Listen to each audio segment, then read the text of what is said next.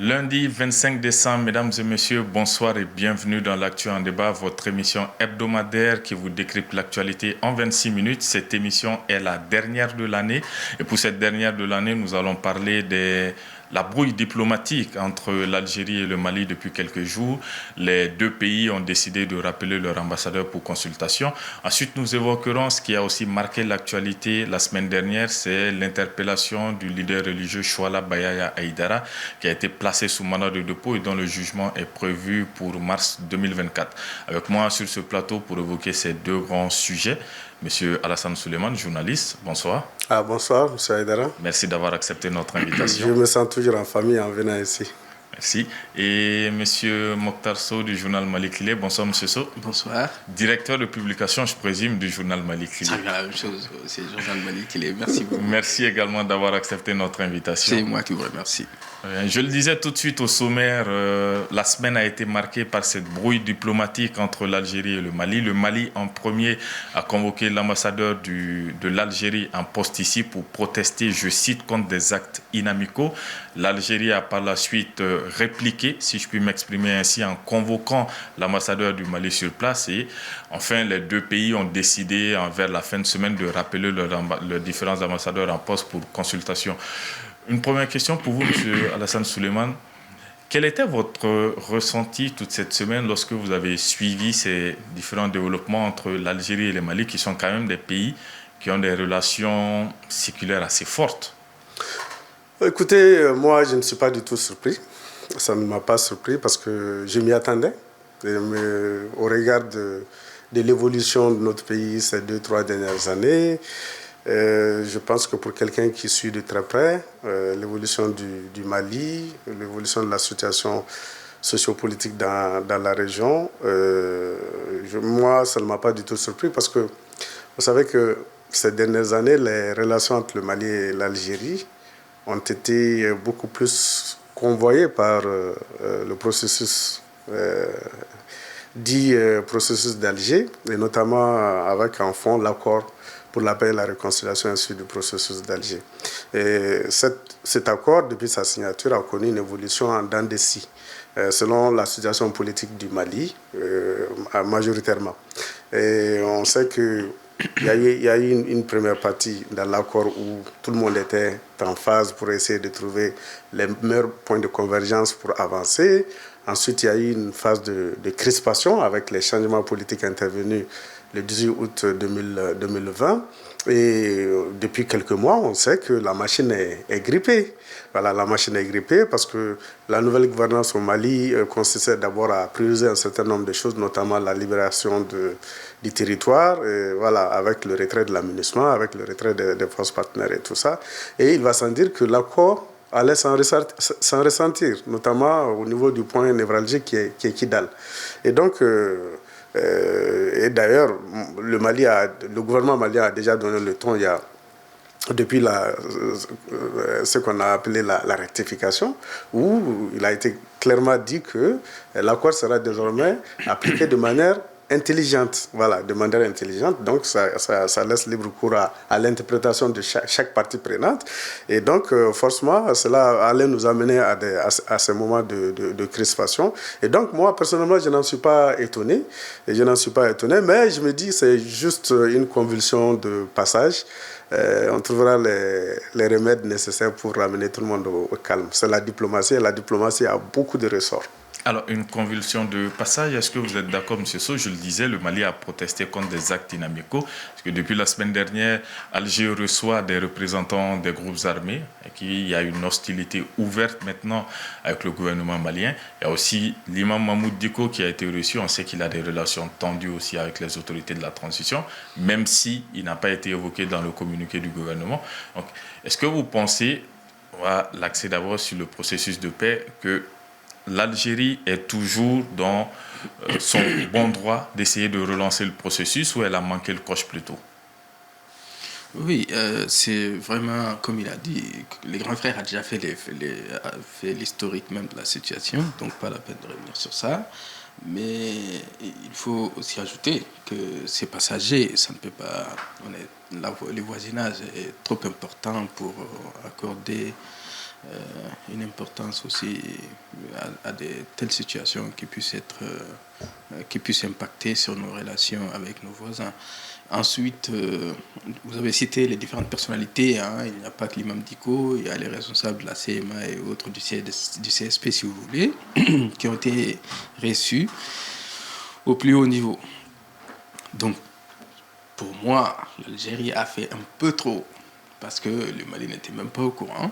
Donc, le fait que l'Algérie s'est permise de recevoir ces différentes personnalités à l'insu des autorités maliennes, c'est difficile pour nos autorités de croire qu'il n'y a pas un quelconque coup quelque part, même si c'est peut-être invisible au regard des réceptions qui ont été accueillies et qui ont été prévues pour ces gens-là. Ce n'est pas la première fois que l'Algérie reçoit des représentants de groupes armés. Justement, et c'est la première fois que nos autorités s'en plaignent. Ça veut dire que les autres fois, nos autorités ont été informées au préalable. Ouais, un peu. Ou peut-être que le contexte est différent maintenant, puisqu'il y a eu une reprise des hostilités entre-temps. Mais on ne peut pas recevoir des personnalités aussi importantes dans la crise malienne, dans un pays comme l'Algérie, qui a été au cœur du processus d'Alger, que le grand frère a cité tout à l'heure, et qui a sérieusement été signé par la suite en 2015 ici à Bamako, et que l'Algérie est le chef de file de la commission de suivi, du comité de suivi de l'accord pour la paix et la réconciliation issu de son pays, et que cette Algérie se permette de recevoir une partie à l'insu de l'autre, surtout pas n'importe quelle partie qui a manqué à l'appel, qui n'a pas été informée, si vous voulez, ou ce n'est pas non plus n'importe quelle partie qui a reçu. C'est quand même inquiétant pour nos autorités. Et si cette inquiétude a été exprimée à l'ambassade d'Algérie au Mali, j'aurais souhaité que l'Algérie se tienne aux explications qui ont été données à notre ambassade sur place et attendre la réaction du Mali. C'est normal que le Mali aille réagir à ça, mais il n'a pas été ainsi, malheureusement. Il a rappelé son ambassadeur et ça crispe un peu la situation, mais comme il a dit, dans de telles situations, on doit toujours apaiser par la suite. Alors, au-delà du fait que des représentants des groupes armés aient été reçus à Alger, je rappelle que plusieurs de ces responsables-là sont sous, on va dire, ils sont sous la menace de la justice. La justice a lancé, en tout cas, un mandat contre eux. Il y a aussi le fait, je l'ai dit, est-ce que vous pensez que le fait que l'imam Mahmoud Dicko a été reçu aussi ait pu crisper les autorités de la transition et les amener à convoquer l'ambassadeur d'Algérie pour des actes inamicaux? Vous savez, il y a des actes qui, quand ils se posent, attirent l'attention de tout le monde. C'est évidemment les épisodes de convocation d'ambassadeurs et aussi de rappel d'ambassadeurs. C'est ce qui fait que tout le monde maintenant focus sur ça. Mais il y a eu des actes avant qui annonçaient déjà cette situation-là. Je pense qu'aujourd'hui, tout est une affaire d'approche, que ce soit du côté du Mali, que ce soit du côté de l'Algérie. L'Algérie est médiateur. Elle est médiatrice dans cette affaire-là. Alors, quand vous êtes médiateur, quel que soit le type d'affaires, le médiateur est une sorte de juge. Mais une sorte de juge qui doit être neutre. Maintenant, aujourd'hui, la question qui se pose, quand on regarde, quand on analyse, est-ce que le médiateur actuel de la situation, de la gestion de la crise, dite de la crise du Nord, notamment entre le gouvernement et les mouvements signataires de l'accord pour la paix, est-ce que ce médiateur-là est neutre? C'est la question qui doit se poser aujourd'hui. Et donc, quand cette neutralité est mise à mal, forcément, ça crée un problème pour le processus. Alors, quand je dis, parce qu'il y a eu des choses ces derniers temps, ça a attiré l'attention, vous savez que bien avant, l'imam Dicko a été invité à la fête nationale d'Algérie. C'était l'invité spécial. Et à l'époque, le gouvernement n'avait rien dit. On a regardé, voilà.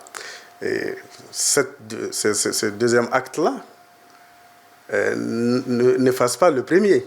OK? Et deuxièmement, Et je pense que il ne faut pas oublier qu'à un moment, le ministre de la Réconciliation a écrit un courrier qu'il a adressé au médiateur pour attirer un certain nombre d'actes qu'il a posés. Il ne faut pas l'oublier aussi. Et donc, le gouvernement est resté attentif à ce que je dirais un peu à l'attitude du médiateur, en pensant que le médiateur allait comprendre son message qui était de dire désormais, nous sommes dans une logique de revoir l'accord. De revoir l'accord, nous sommes dans une posture où nous pensons que l'accord doit avoir une nouvelle application, notamment intelligente et tout.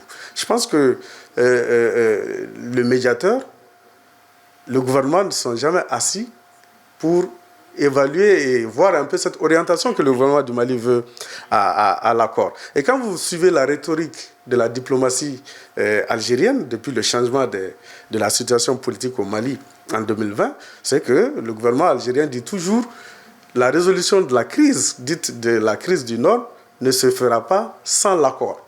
Et le président algérien allait jusqu'à le dire en visite à Moscou devant le président Poutine. Je me souviens encore de ses propos en disant, écoutez, monsieur le président, je sais qu'aujourd'hui vous êtes dans une nouvelle phase de coopération avec le Mali, tout se passe très bien entre vous, mais je vous rappelle que la résolution de la crise du Nord qui a été consécutive à la signature de l'accord ne pourra pas se faire sans le respect de cet accord-là et les thèmes de cet accord-là. Donc déjà, quand vous regardez, et le médiateur, et le gouvernement du Mali, qui est partie prenante de cet accord, ne regarde pas dans la même direction. Et forcément, les événements d'aujourd'hui ne doivent pas étonner.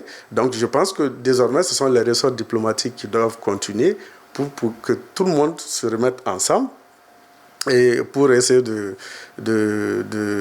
régler cette affaire-là. Encore une fois, la question que moi je pose et que je mets sur la table, est-ce qu'aujourd'hui, on peut dire que le médiateur est neutre ? Alors, au-delà de la neutralité du médiateur, est-ce que, on vient de citer le fait que l'imam Mahmoud Dicko a été reçu aussi, est-ce qu'au même moment, puisque le Mali avait effectué des frappes à la frontière aussi avec l'Algérie, qui a conduit à la mort de Hassan Ag Faraga, qui était une figure aussi de la rébellion Touareg, est-ce que ces frappes-là et aussi le fait que, on va dire presque au même moment, le Mali a aussi reçu une invitation officielle du Maroc pour participer, en plus d'autres pays du Sahel. On sait les relations compliquées qu'entretiennent le Maroc et l'Algérie. Est-ce que tout ça a pu jouer dans la décision algérienne de rappeler aussi son ambassadeur pour consultation finalement? En tout cas, les cas Maroc, la diplomatie marocaine avec les pays du Sahel peut jouer. Il peut avoir un grand rôle à jouer d'ailleurs. Ensuite, comme il a dit, il est un peu difficile de comprendre que l'Algérie tienne mordicus à l'application de l'accord pour l'appel des Sud. Or, l'accord lui-même prévoit sa relecture. Et que tout ceci, au regard aussi de ses relations avec les groupes armés, ça attire suffisamment l'attention des autorités maliennes. Mais je ne pense pas que les autorités maliennes tiennent compte beaucoup plus la participation de l'imam Dicko. Pour eux, je pense que ça doit être quelque chose d'insignifiant. Sa présence, en tout cas en Algérie, pour ses différentes missions et tout ça. Mais ils ne verront pas d'un bon œil sa participation quelconque, modique soit-elle, à un quelconque processus nouveau ou mobilisation, si vous voulez, de l'ancien accord à la mise en œuvre de cet accord-là, parce que les autorités maliennes ne sont pas pratiquement, comme vous l'avez dit, partenaires avec l'imam Dicko, donc ils ne verront pas d'un bon œil, lui, sa participation dans ce processus-là. Mais à partir de là, qu'il soit allé en Algérie, qu'il soit reçu par telle ou telle autorité, tant que ce n'est pas pour des questions nationales, les autorités ne voient pas de problème. Mais ils voient d'un autre œil la situation des membres de la CMA et du CSP, surtout leur relation avec l'Algérie. Ça, c'est un problème. Maintenant, eux aussi, s'ils ont une opportunité de renforcer leurs liens diplomatiques avec un pays qui est adversaire avec l'Algérie, ben, ils vont saisir l'occasion et c'est ce qui s'est passé. Alors, une dernière question avant conclure ce premier thème là-dessus. 30 secondes, chacun pour répondre. Ce n'est pas la première fois que sous l'égide de l'Algérie, un accord pour la paix est signé entre le gouvernement du Mali et différents groupes rebelles. C'est déjà produit dans le passé. Mais finalement, ces différents accords, à chaque fois, au final, ne sont pas respectés. Est-ce que vous pensez, à la lumière de ce qui est en train de se passer, du fait que plusieurs observateurs estiment que cet accord aussi est désormais mort, est-ce que vous pensez que si un nouvel accord doit être négocié, discuté, signé, finalement, l'Algérie est le meilleur pays pour se porter comme garant? Moi, pour répondre à cette question, il faut d'abord que la situation actuelle soit gérée. Hein? Et moi, je vous dis, fondamentalement, c'est le rôle de l'Algérie qui est remis en question. Au fait, il ne faut pas oublier le nouveau contexte géopolitique. Et il ne faut pas oublier les changements de paradigme de part et d'autre. Au Mali, le paradigme diplomatique a carrément changé. Le paradigme sécuritaire a carrément changé. Aujourd'hui, le Mali tient à sa souveraineté. Le Mali tient à exercer sa souveraineté sur l'ensemble du territoire. Et le gouvernement du Mali ne veut céder aucun centimètre carré à un groupe armé ou à autre chose. Et donc, l'origine des conflits, souvent, elle est profonde. La plupart, quand vous avez un conflit à votre frontière, si vous analysez très bien, vous trouverez que les pays frontaliers, ils ont leur part dedans. Ils jouent leurs intérêts et tout. Quand vous regardez la différentes analyses, on vous dit le nord du Mali, c'est la cour arrière de l'Algérie. Le sud de l'Algérie, c'est le nord du Mali. Le nord du Mali, c'est le sud de l'Algérie. Et écoutez, on ne peut pas... Il ne faut pas être naïf pour penser que l'Algérie n'a pas ses marrons à tirer de ce feu-là, que l'Algérie n'a pas d'autre intérêt que de jouer au rôle de la médiation. Il faudrait être véritablement naïf. Et donc, moi, j'ai dit, il faudrait actuellement gérer la passe actuelle. Une fois qu'elle est gérée, soit le Mali va rester sur sa position. Écoutez, moi, je ne parle pas à un médiateur qui reçoit l'autre partie sans m'informer. J'ai dit l'accord il doit être appliqué de manière intelligente. Si le médiateur ne veut pas m'entendre, moi, je continue mon chemin. Moi, je gère mon pays. Voilà, je suis en train de ramener l'administration sur le terrain, de ramener l'armée à occuper le terrain. Et une fois que cela est fait, moi, je vais passer à autre chose. Ok, M. Sow. Même question. C'est clair que le président de la transition lui-même l'a dit. Désormais, le processus de paix qui va être enclenché, c'est intermalien, c'est intra- et intermalien. Ça ne sortira pas des frontières du Mali. Maintenant, peut-être d'où le fait que les représentants maliens n'étaient pas en Algérie, peut-être. Non, il avait déjà dit ça avant. Il avait reçu l'ancien ministre des Affaires étrangères, qui est limogé d'ailleurs par la suite. Ramtam Lamamra. Voilà, et celui-là avait demandé si c'était possible de faire. Il a dit que non, désormais le processus est dans son pays et que ça ne sort pas de ses frontières.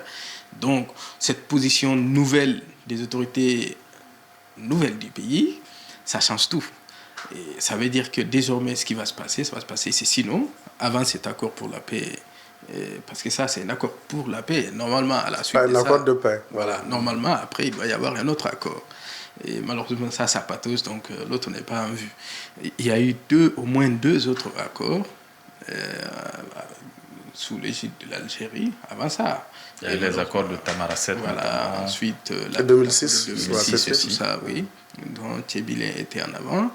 Et bon, malheureusement, quand on analyse tout ça, on verra qu'en réalité, avec l'Algérie, c'est fini, quoi. Désormais, ça va se passer ici.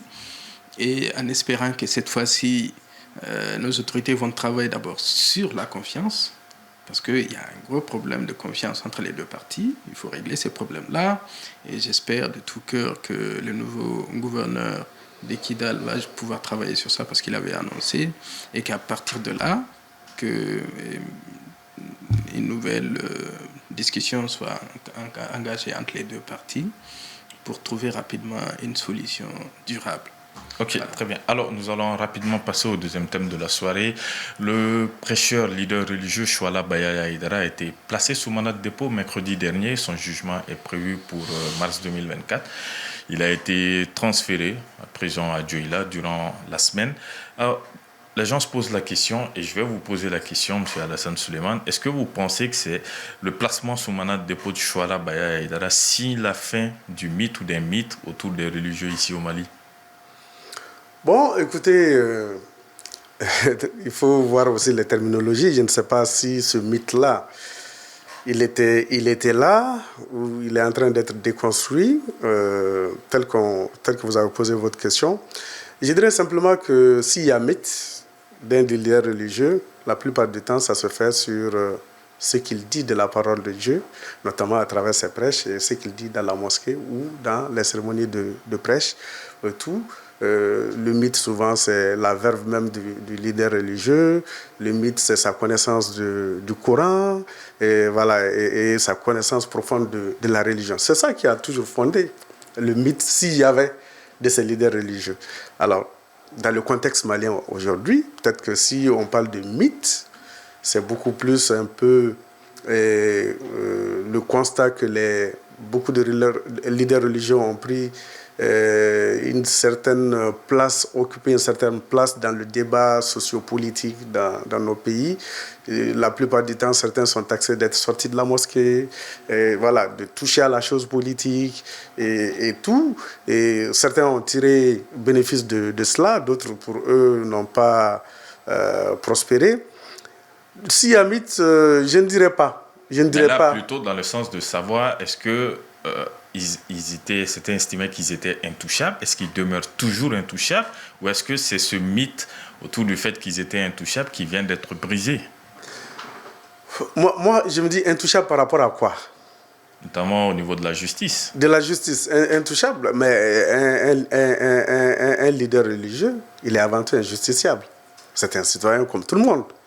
Donc, si vous voyez que vous avez affaire à la justice, c'est que quelque part, on vous taxe d'avoir violé la loi, d'avoir enfreint à la loi. Et donc, dans quelles circonstances cela s'est fait? Est-ce que cela a été fait en étant dans la mosquée, en étant avec vos talibés, ou en étant avec les fidèles? Toutes ces questions se posent. Bon, quand on regarde un peu les derniers développements, notamment l'affaire dont vous parlez, qui est quand même en cours, c'est une affaire judiciaire, on ne va pas, je pense, rentrer dans les fonds. Ce sont des déclarations, ce sont des prises de position, peut-être qui ont créé cette situation judiciaire. Et je pense que cela rappelle simplement que les hommes de foi restent des justiciables. Et que peut-être qu'il y a des limites sur lesquelles il faut avoir l'œil, à ne pas dépasser, il ne faut pas faire des débordements, il ne faut pas venir sur des champs qui ne sont pas les nôtres ou les siens, je veux dire. Et donc, si ces considérations sont mises dans la balance, peut-être ce mythe restera s'il existait. Est-ce que vous pensez, vous, que le mythe est brisé, M. Sow? Moi, je pense plutôt que ce mythe-là, ça doit être vu du côté de la justice, parce que la justice, c'était un corps d'élite, c'est une grande entreprise qui brise tout sur son chemin. Ouais, un peu. Et ce qu'il a dit, c'est ça. Dès qu'on est sur le territoire ou qu'on vit sur un territoire, il faut s'attendre à se soumettre à la loi de ce territoire-là. Mais dans un passé récent, on a vu que... Oui, j'en arrive. Il ne faut pas oublier que les institutions, entre-temps, ont changé de main. Ouais, un peu. Il y a eu un changement de régime et ces autorités, quand ils sont venus, c'est ce que moi, la première des choses que j'ai remarqué, c'est ça, c'est que elles n'acceptent pas que le pouvoir faiblisse, quoi. Ouais, un peu. L'autorité de l'État a été réinstaurée et maintenant on doit savoir qu'on a une autorité de l'État et que tout reste entre les mains de la loi. Et de ces faits, on aurait peut-être pu gérer autrement la situation du prêcheur dont vous parlez, mais dès qu'il avait été, c'est ce que moi j'avais déjà dit à un ami, dès qu'il avait été gardé à vue, c'était fini, il ne pouvait plus retourner à la maison. Et c'est ça la loi. Dure est la loi, mais ça reste toujours la loi, quoi. Maintenant, au-delà de ça, il faut penser à d'autres choses. Est-ce que vous avez vu une figure chrétienne interpellée par la justice pour ses propos et tout ça? Je crois que toutes les difficultés que nous avons aujourd'hui avec les religieux musulmans, c'est parce que ils essaient de participer à la vie politique du pays. Et c'est leur droit, ils ont le droit de le faire. Hein. C'est des citoyens, ils peuvent même se présenter aux élections s'ils le veulent. Mais dès qu'ils acceptent... Ce n'est pas inhérent qu'au Mali, ça se fait dans d'autres pays. C'est ce que j'ai dit, ils ont le droit de le faire. Donc dès qu'ils acceptent d'aller sur ces terrains-là, ils doivent accepter aussi d'être justiciables. Ouais, un peu. Et dès qu'on accepte d'être interpellé par la justice, de dire certains propos, surtout, il ne faut pas oublier que la loi sur la cybercriminalité, c'est une loi extrêmement sensible. Ouais, un peu. C'est immédiatement de tels domaines, vous vous retrouvez dans le domaine pénal, quoi. Et c'est pour ça que je l'ai toujours dit, les gens doivent savoir que les pages Facebook et autres réseaux sociaux ne sont peut-être pas les espaces convenables pour les hommes politiques pour s'exprimer, quoi. Ils ont pourquoi raccrocher avec les médias professionnels pour aller avec les médias sociaux et aller se créer des problèmes alors que les médias professionnels peuvent gérer ces gens de Alors, normalement... La frontière est très minime aujourd'hui entre médias traditionnels. Oui, c'est vrai, parce que même de là, encore, sur un plateau, on se retrouve sur les réseaux sociaux. Voilà. Tout à fait. Normalement, ça devrait être... on devrait clôturer là-dessus cette émission, mais je pense, puisque c'est la dernière de l'année, on pourra m'accorder 2-3 minutes en plus pour un récap 2023. Ce qui vous a le plus marqué en cette année 2023, l'actualité qui vous a le plus marqué. 1 minute, s'il vous plaît. Sur le plan politique, le référendum, parce que ça fait des années que les régimes précédents l'ont tenté. Ils n'ont pas pu le faire. Ça a été fait. Donc on est dans la 4e République. Et avec tout ce que ça doit avoir comme transformation, on le souhaite, pour le Mali, sur le plan politique, social, économique et tout. Voilà, et puis Kidal. Voilà, Kidal. Très bien. Et vous, M. Sow? Ouais, pour ne pas le citer, il y a eu quand même des événements extraordinaires. Il y a eu l'affaire Edem, qui a vraiment fait couler beaucoup d'encre et beaucoup de sueur. Qui continue toujours d'ailleurs. Ah, oui, d'ailleurs, heureusement que la température a un peu baissé en ce moment-là. Ensuite, il y a, au-delà de ça, il y a l'affaire des écoles privées que l'OCLEI a déclenchée. On se rend compte que l'éducation a des sérieux problèmes et grâce à l'OCLEI, les autorités sont informées en espérant qu'ils vont aller au-delà de la découverte de l'OCLEI, que des procédures vont être enclenchées pour ensuite faire ce que Madame le ministre a dit de l'énergie. Il faut vraiment, vraiment réparer l'école malienne. Très bien. Merci beaucoup, M. Mokhtar Sow, directeur de publication de Mali Kili. C'est moi qui vous remercie et joyeux Noël à vos téléspectateurs et bonne année. Je suis sûr qu'on pourra pas jouer avant l'année prochaine. Merci beaucoup. Merci à M. Alassane Suleiman aussi. Terminer sur une note triste, juste présenter mes condoléances à la famille de notre aîné Amadou Konaté, ancien directeur de la communication à la primature et récemment, jusqu'à son décès, chargé de mission à la présidence de la République, un homme de la culture malienne, parce qu'il a été animateur et journaliste culturel. Donc vraiment, toutes mes condoléances à sa famille, c'est une grosse perte. Et puis, profiter aussi pour présenter tous mes voeux à Thème 1, que Thème 1 continue à grandir, et beaucoup de bonheur pour l'ensemble des services de Thème 1, et joyeux Noël et bonne année. Merci beaucoup. Nos condoléances à notre confrère. Merci à vous, très chers téléspectateurs, de nous avoir suivis. Ce fut un plaisir. C'était la dernière de cette année. Merci de nous avoir été fidèles en cette année 2023. La semaine prochaine, ce sera déjà 2024. Mais aujourd'hui, comme mes deux invités l'ont fait remarquer, c'est Noël. Et nous en profitons pour souhaiter un joyeux Noël à toute la communauté chrétienne. Mention spéciale à mes mamans Marie et Anna Diarra. Joyeux Noël à vous, maman. Merci à vous de nous avoir suivis. À la semaine prochaine et à l'année prochaine, donc, Inch'Allah. Bonne soirée.